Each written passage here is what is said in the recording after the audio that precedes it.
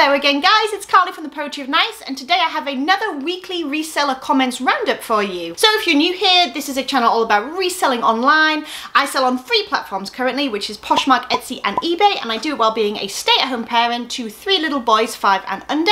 On this channel you're going to find all kinds of different videos to do with reselling, everything from haul videos to sales videos to day in the life and all kinds of fun stuff and tutorials in between. So if that sounds interesting, please do think about hitting that subscribe button down below.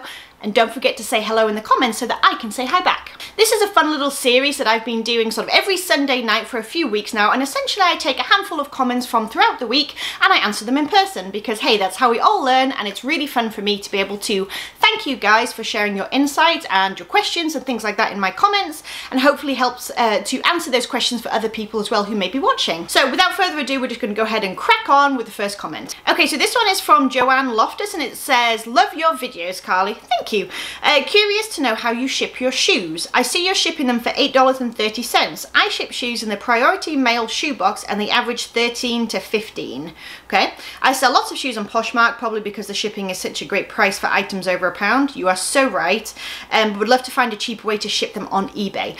Okay, that's a great question. So I wish I had a better answer for you other than I just use calculated shipping. So calculated shipping is where you weigh your item. Don't forget to weigh the packaging as well. So the box you're going to be putting those shoes in, you need to take the weight of that into account as well. And for a shoe box, I think it's usually around 6 ounces or so for the USPS priority mail shoe box. Go ahead and weigh it and double check me, don't take my word for it.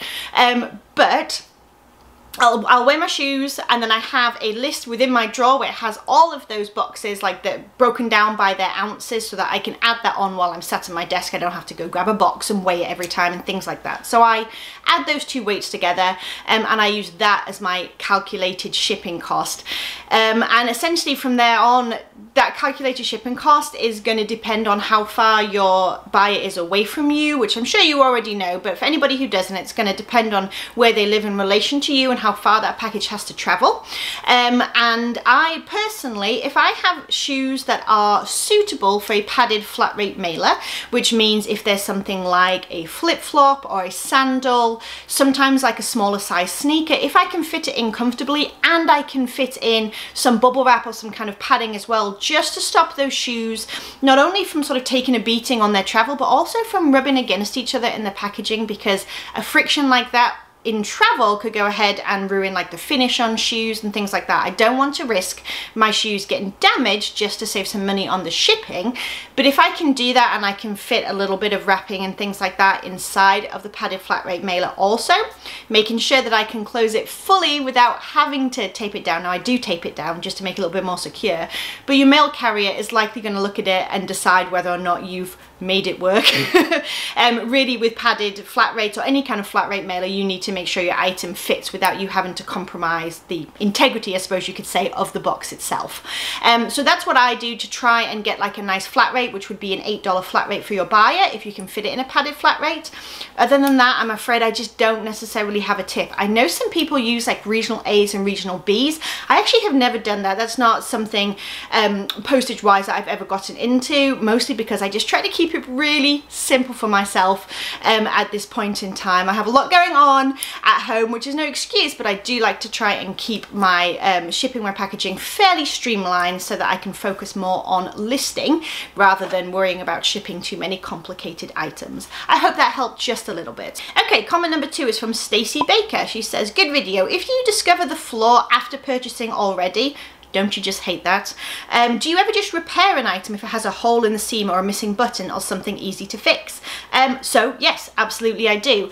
I am fairly handy with a needle and thread, so I do not mind to do small repairs. On a seam is obviously a lot easier. I will still always disclose, even if you can't see it from the outside, I'll always disclose and do a photograph of that inside repair. If I can find a button easily without having to really go out of my way, like to a craft store or something, I will replace a button as well. Sometimes on the inside of a garment, near the like fabric content tag and things on that inner seam, sometimes you'll find a spare button there if you're lucky, and you can go ahead and attach that, so make sure to check there first. Sometimes I'll even repair it if there's a hole in the actual actual just body of the fabric itself and I think that I have a thread that matches perfectly, I will sometimes do a small repair. And yes, I absolutely disclose that as well. Like I said, I'm fairly handy with a needle and thread. Naturally, it completely depends what the item is, and I haven't had a problem disclosing that and a buyer being okay with it, but for obvious reasons, it does lower the value of your item. And then I will talk about stains, but I actually have a question just a little bit later on asking specifically about stain removal, so I'm going to hold back on that just for a minute. So next question is from the Thirsty Thrifters. By the way, if you have not checked out their YouTube channel, they have a really good channel. It is so much fun to watch. They do all kind of haul videos and things like that. I'm going to link their channel down below just in case you want to pop over and say hello. But their question is, random question for you, is there any item you've sold and now regret it and wish you'd kept it for yourself? For instance, I sold a pair of Converse with lollipops on them, but now I wish I had them back. What a good question, and it's really fun. So I've been racking my brain and I cannot think of a singular item, like one big one that stands out to me that I would have liked to have kept. There is quite a few things that I've sold that I've been tempted to keep, and there's quite a few things that I have decided I was going to keep, put in my closet, won once and decided I wasn't really in love with it, and I went ahead and sold it anyway. So you wouldn't know this from my like random Mickey Mouse graphic sweatshirt that but I am really picky about my clothes. If I need something to like make me feel really good or really happy or just I feel is really flattering, again, not this particular garment necessarily, but it needs to really like make me feel something, or I need to just really like it to keep it. I'm very sort of picky, and I'll often try an item and think that I really like it, or get tempted by the brand name, let's be honest, and then when I get to actually wearing it, I really don't enjoy it that much, so I go ahead and sell it and just move along. Actually, about 80% of my wardrobe is thrifted, truth be told, and I'm not ashamed of that fact. I get to wear some good brand names, and more than the brand names, honestly, it's to do with the quality for me. I love having those high quality items that don't like fade really quickly or pill really quickly. I'm just a stickler when it comes to my wardrobe. I like what I like. In terms of an item that I've sold though that I wish that I hadn't, the one thing that comes to mind, I've shared this a few times now and I'll link the video up above when I actually spoke about it at length, but I sold a pair of Converse for a very low price that I should have sold for a very high price, and I didn't know what I had, and I learned very quickly, about 1.5 minutes after they sold, what I actually had. It was a sad situation. So I'll link that video, like I said, and if you want to check it out and revel in my misery with me, you are very welcome to do so. But other than those, I can't think of anything specific, although those Converse that you mentioned sound really cool. Okay, so next question is from Holly Helmuth. She says, I tried several times googling style numbers and it never works for me. What am I doing wrong? What is the easiest way to research style numbers? Oh, what a good question. So I definitely have put this on the list. I need to do a full video just showing you guys how I research buyer style numbers and things like that. But if you're new to the idea of style numbers in garments, they are usually found on the inner tag, like on the inseam, I suppose you could say, on a garment. Sometimes you'll see the word style and you'll see a number, or sometimes it's just several numbers together. Sometimes it says S/N.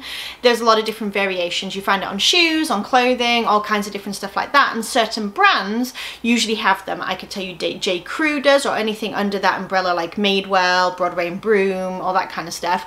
Athleta does, Toad & Company does. The list goes on really. But essentially what you need to do is you need to take that little number. J. Crew is usually a 5-digit. I'm sure that it differs by brand, and like she said, you can plug it into Google with the brand name. Now, I understand what she's saying when she says that sometimes she just can't find the item. It really is going to go ahead and depend on how old the item is. If it's a very old item, then the chances are that data may not be in the brand's website anymore, so it may not come up and show you anything. You can move to images when you've Googled that and see if you can find your actual garment visually.